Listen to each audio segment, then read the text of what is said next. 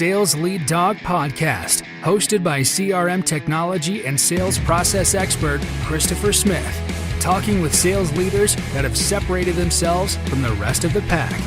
Listen to find out how the best of the best achieve success with their team and CRM technology. And remember, unless you are the lead dog, the view never changes. Welcome to Sales Lead Dog. Today we have joining us a thought leader, Angel Ribo. Angel, welcome to Sales Lead Dog. Thank you. Thank you very much for allowing me to be here with you and for your, and to your audience, obviously, that they will be patiently listening to us today. That's great. So Angel, tell us about yourself and what you do these days. Absolutely. So basically what I do is both corporate CEOs and established entrepreneurs, they hire me to bridge the gap globally for expansion and exposure. So that means basically that they help them accelerate the growth of their businesses through international expansion strategies. The reason why I do that is because I originally was born in Barcelona in Spain. I started an international career because I learned English and French and then Portuguese. And then, I decided to go international and fast forward, I had, helped more than, 1,500 companies and their C-level executives making certain, purchasing decisions. And also then, I was working literally in more than 30 countries doing that. So, eventually for almost 5 years ago, I decided to go from the corporate world to have my own business. And that's how I ended up doing what I do. Besides that, actually, something that played a key role for me to do that was that I decided also to start my own charity. It's called Wisdom for Kids. And we help underprivileged kids in Latin America become entrepreneurs using their local resources. I'm very strong on LinkedIn, so you will find me on LinkedIn over there. I'm an influencer there and very active, always sharing both personal and professional stories. And many of them are sales-related stories. So I'm so excited to be here, Chris. Thank you. Yeah, no, we're excited to have you. And I love what you're doing as an entrepreneur. Anything that facilitates entrepreneurs, especially I love it with kids. That's awesome. Thank you. Yeah. So tell us about your I'm going to start with your switch to being an entrepreneur. That's a big shift to make. What was that like for you? Yes, it was obviously when you look back, right? You know that you made so many mistakes, and you would, if you were given another chance, you would definitely do it completely different. You know that feeling? Yeah. Oh yeah. I'm sure you do, right? Yeah, totally. But also I believe that, regardless of where you stand, like from a spiritual or religious perspective, I think that we are only given the battles that we can really fight and succeed on. Yep. Okay, so that wasn't an exception. So there's always something that happens that keeps you afloat, always, no matter what, Yep. Yep. So I decided to leave corporate America after almost like 17, 18 years, starting in Europe and then being here. Yeah. In the US. I'm right now north of Dallas in Texas. And it was, in the beginning, to be honest, the first thing I can tell you I remember is that I really wasn't sure of what I wanted to do. I wasn't sure. I had so many paths, right? Right. Before leaving the corporate world, I had attended several entrepreneurs, online marketeers kind of conferences. Yep. In order to explore several, avenues, how to become a consultant, how to become a coach, how to launch products online, how to be a good online marketeer. And on top of that, also, I would say that I never really reflected on everything that I had done before. Right. So I was full of doubts with a lot of different possibilities in front of me. And it took to me a while to say, okay, so this is what I'm going to do, and I'm going to do it this way. I'm going to go down that path only. Yep. So that's what I remember. But, definitely, probably the same as you. If I can learn anybody not to make the same mistakes, yep. There I go. Oh, yeah. So what was that like transitioning where you're selling for other people? Now you're selling for yourself. Yeah. So number one is making sure that the imposter syndrome was not affecting me, right? I remember that it wasn't until I literally sat down. And when I was telling you before that I had done business in 33, 34 countries, until that very moment, and that was months and months and months after I had started my own entrepreneurial career, I sat down and I started to write down, okay, so how many companies have I helped in my life? And I tried to cut and paste different spreadsheets from different, places I had worked and done business with, and companies and industries. I put them all together. And then I said, okay, how many countries? Those different companies, where are they based? So I started to make a list of different countries. Okay, and then how did I help them? So I helped them do this, this, this, this, and this.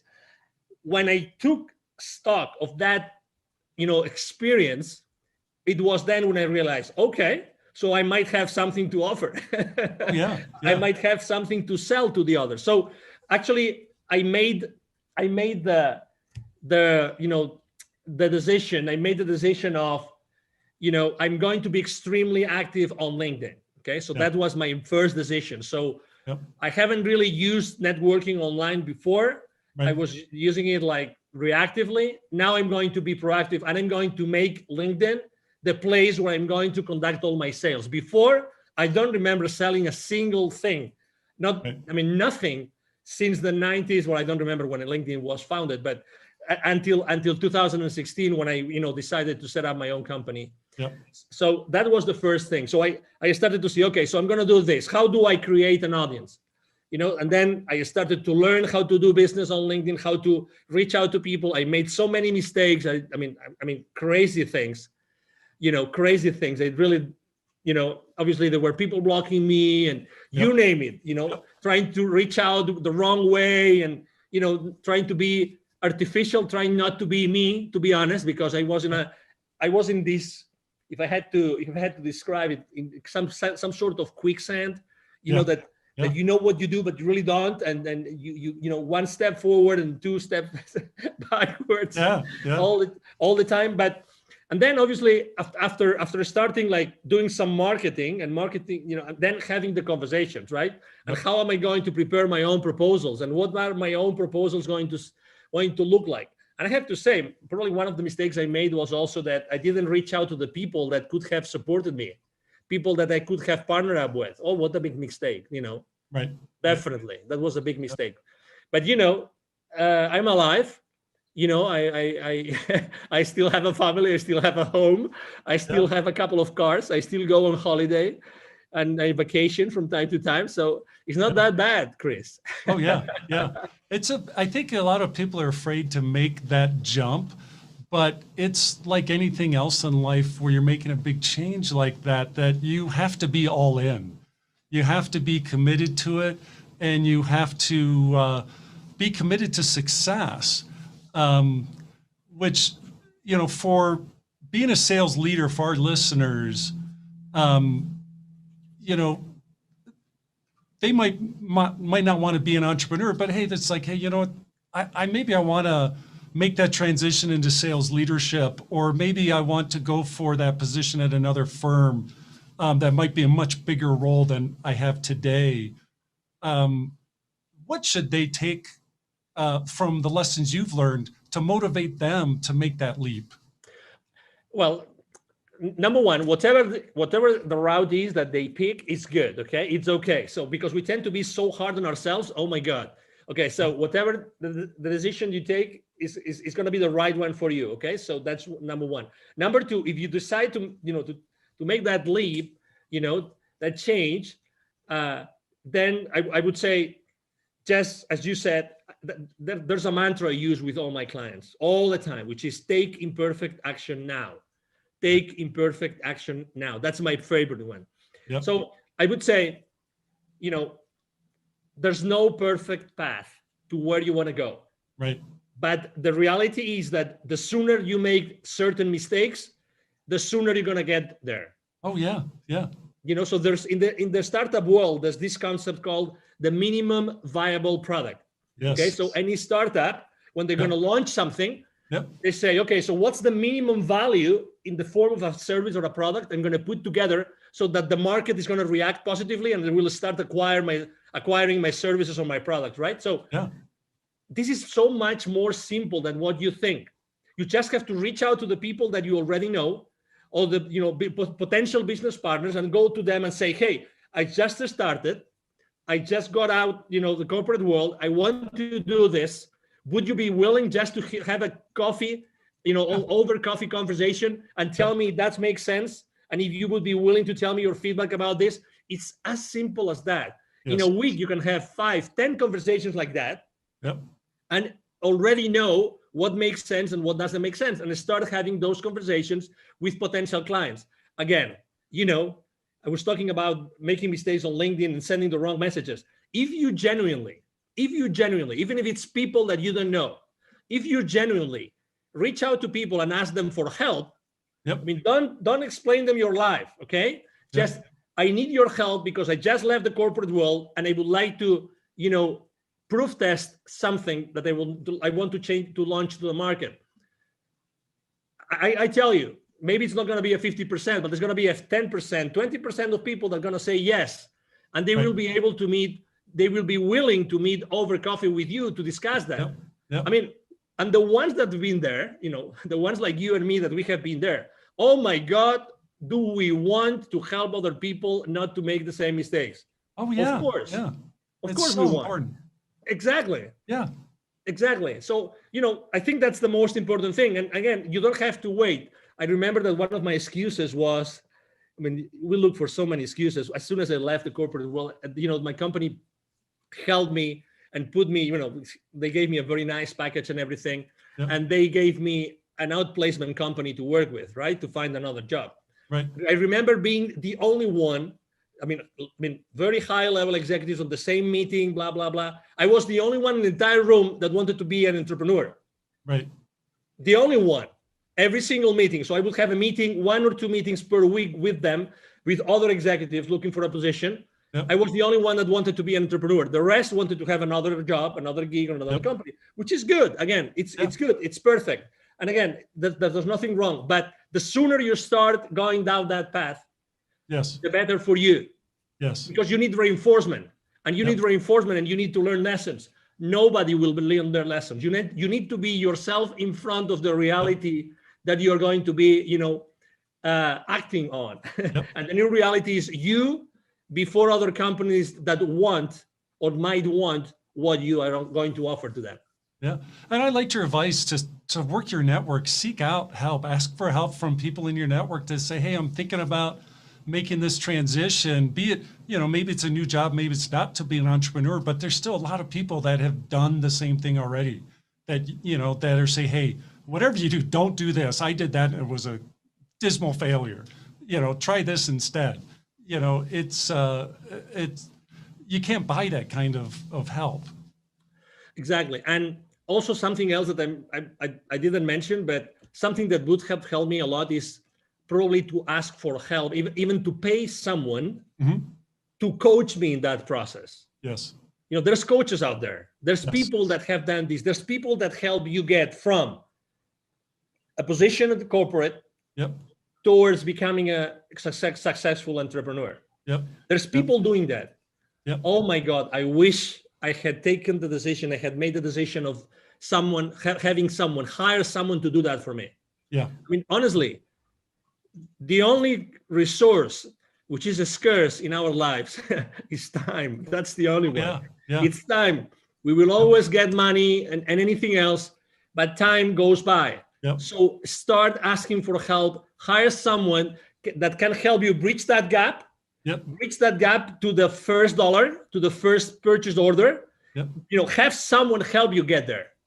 And maybe the only piece of advice of who to hire. There's literally thousands of coaches out there that can help you do that, but look for someone that's made a lot of mistakes.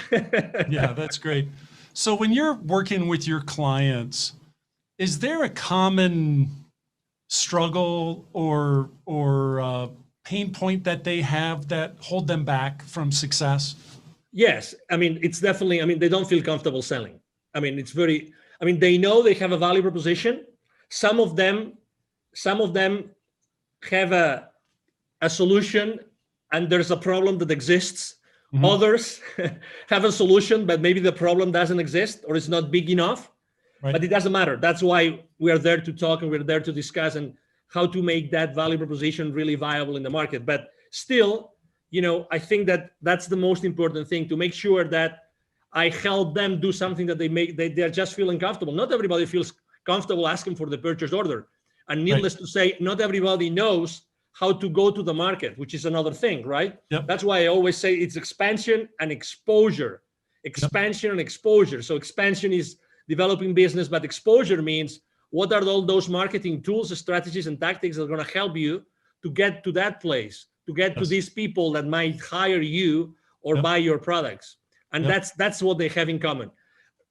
Let me add something to this, if I may, Chris, which is obviously every time we talk right now, when I'm having this conversation with you, I'm attracting a specific kind of person, right? I'm attracting a specific kind of entrepreneur, a specific kind of C-level executive. I don't attract everybody. And that's okay.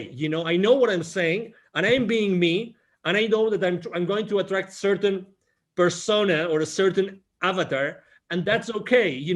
The world is full of people that need my services, and it's the same with you, and it's the same with you, Chris, and it's the same with everybody that wants to go from corporate to becoming an entrepreneur.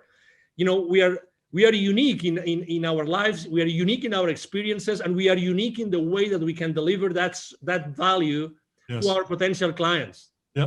That's why we'll never, that's a conversation you've had probably hundreds, if not thousands of times.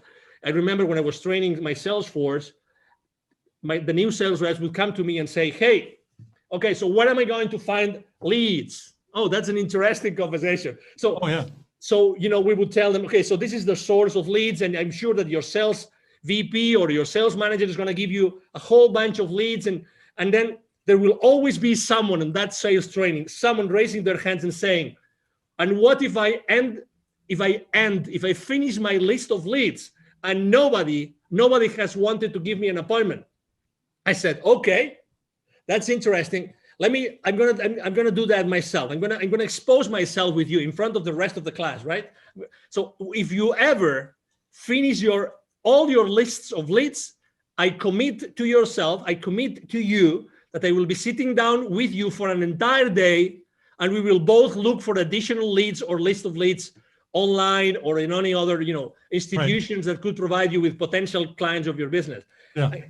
Obviously, the message I was trying to convey is it that there are not enough leads or potential clients to you, or is it that maybe the work that you're doing is not good enough? Maybe the questions that you're asking, maybe the phone calls, maybe the places where you're looking, right? The reality is, Chris, that nobody ever came back to me, since the 90s asking for lists of additional leads. Right.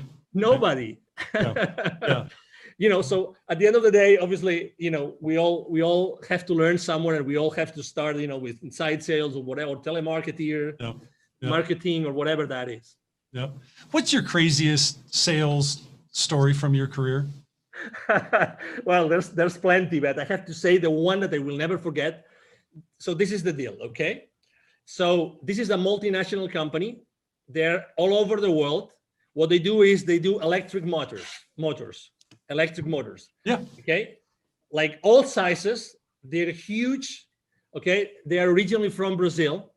Okay, and they were basically opening a huge. No, they had just acquired a new massive manufacturing plant in a specific place in Mexico. Okay, so the headquarters were using a specific technology, right? Which was actually the technology that I was representing. Okay, so I was covering the entire territory at that time, and I said, okay, wonderful. So we're just going to just acquire this company, so it's going to be an easy sale, right? So they just acquired this additional company here in Mexico. In Brazil, the standard technology is our technology, so it's going to be a piece of cake. Right. It's going to be a piece of cake, right? It's, they already know the advantages, blah, blah, blah, everything. All right. To make things worse, I'm originally from Spain. As I said before, I was in Mexico, and I was doing that. That wasn't a direct sale from me. So I was doing that indirectly through one of my business partners. Okay. One of my channel partners, to say it properly. All right. So I said, just go there, do all the groundwork, and then whenever you need me to, for the final stages of the negotiation, I show up. What was even worse was that the CEO and general manager of that company in Mexico, he was also from Spain. So I said, oh my God, we will be able to talk about soccer, and we will be able to have a nice meal together. And we will, so you name it. when you already have this image in your brain. Yeah. It's lining up. Everything's lining up. Exactly. Yeah. What are the chances of this Brazilian company buying a company in Mexico, and the CEO and GM, he is a Spaniard, right? Yeah.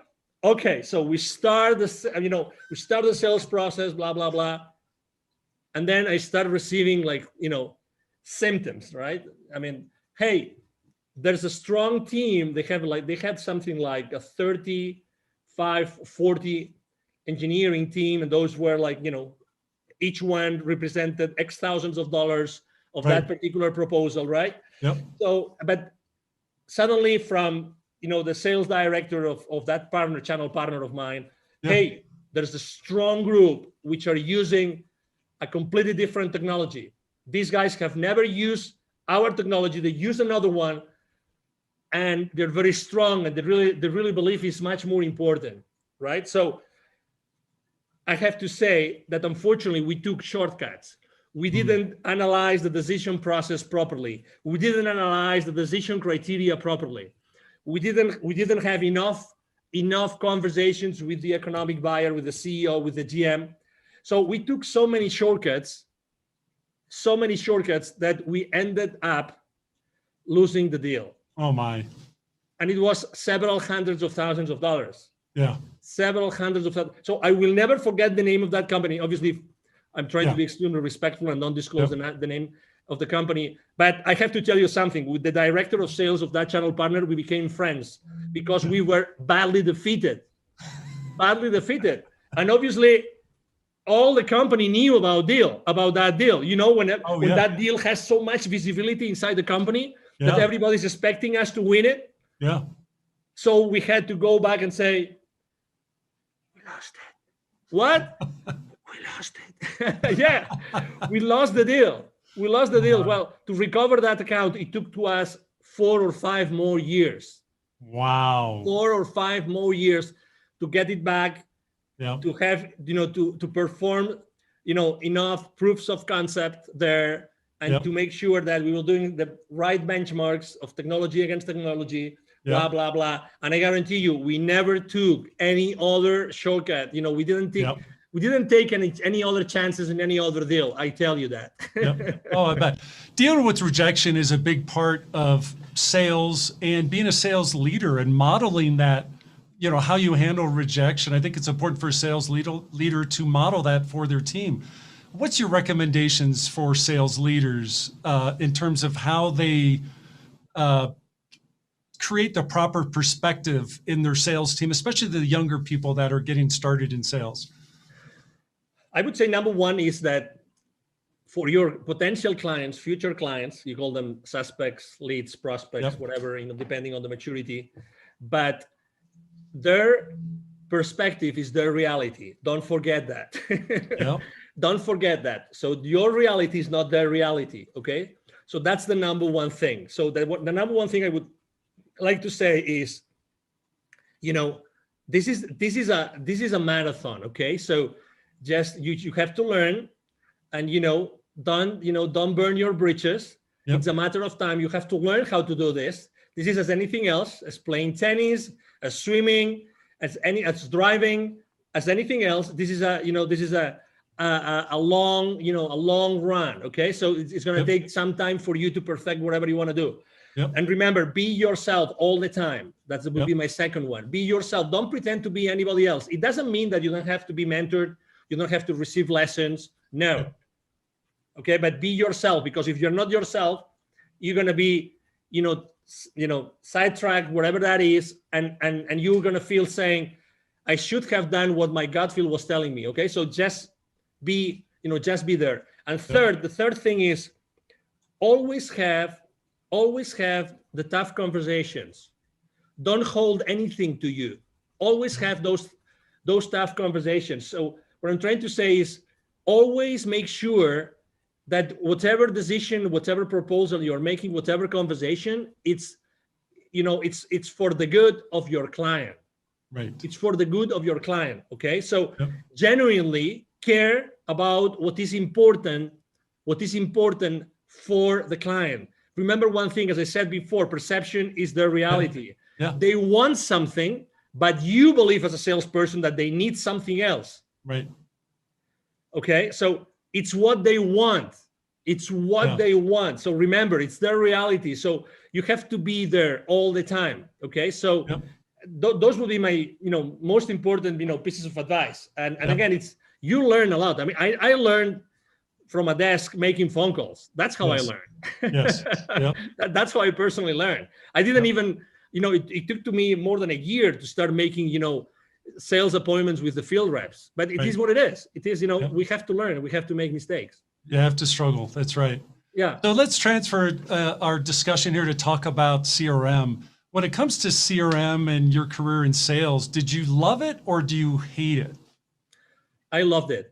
And I loved it because it helped me structure myself and organize myself. The real, can I use a brand, or can I use I'd rather not? We try to stay away from that. And just talk in general terms. We don't want to. There wasn't one over another. No, it's okay. So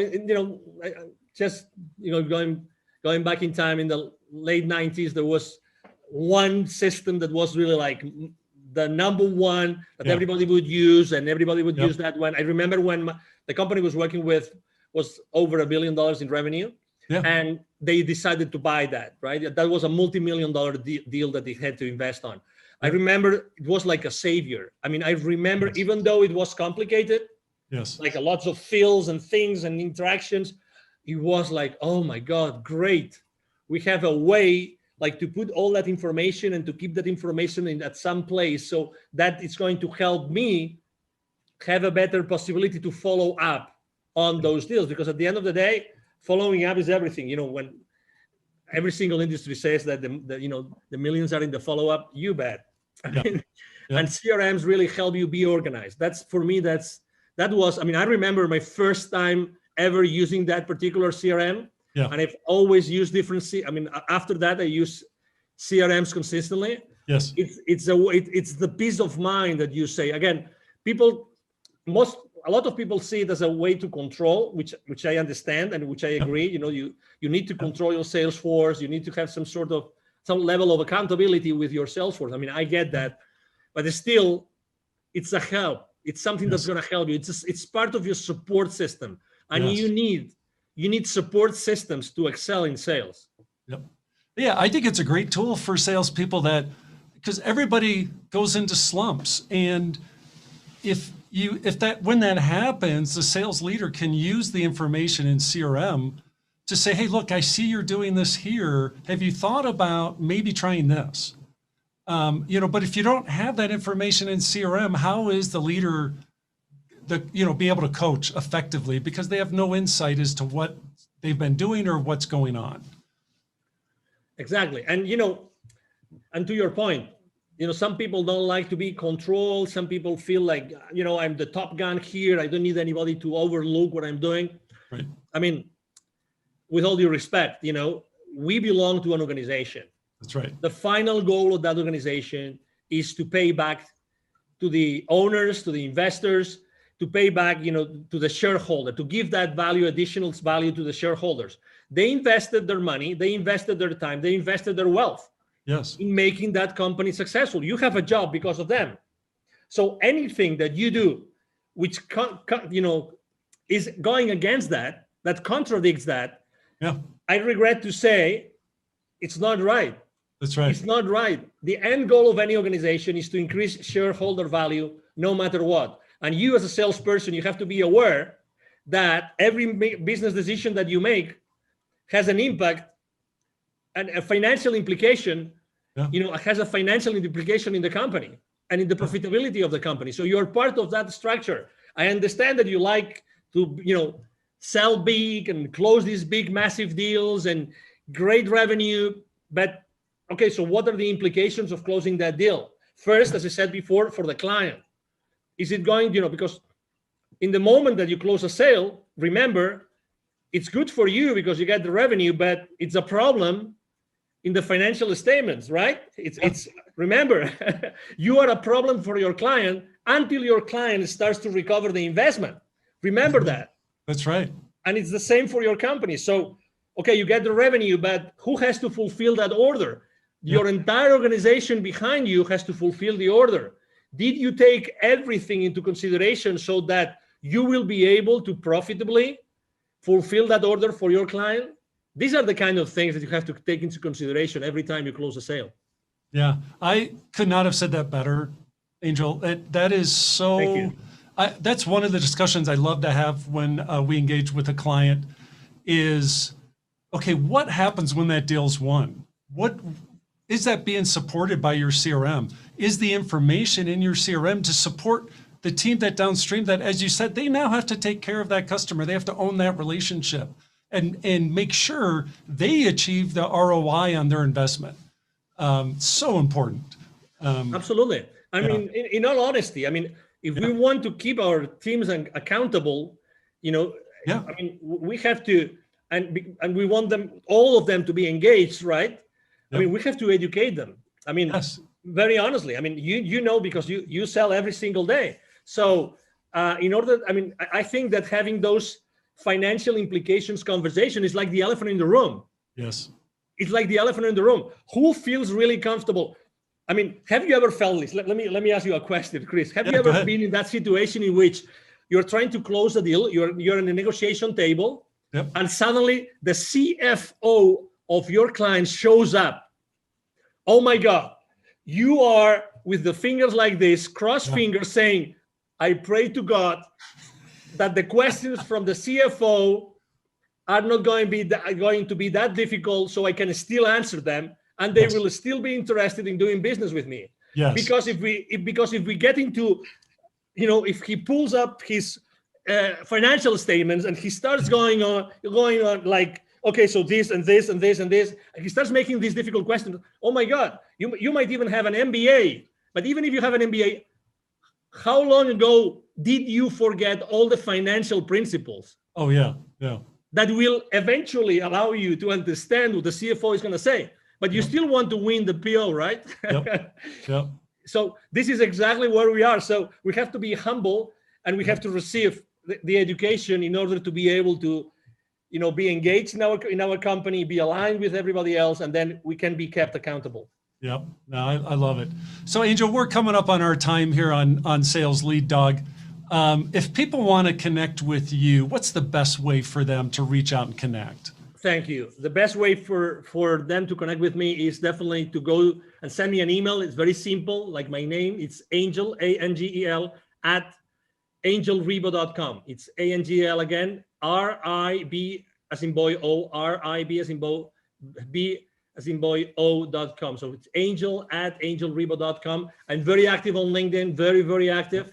So you can, reach out to me, Angel Ribo. My brand is the CEO Confidant, So you can go to LinkedIn. You will find me there easily. Yep. Either my team or myself are going to answer your questions, your emails, your messages on LinkedIn. We are very, very proactive in engaging with everybody. Yep. And it will be a pleasure, obviously, to serve you.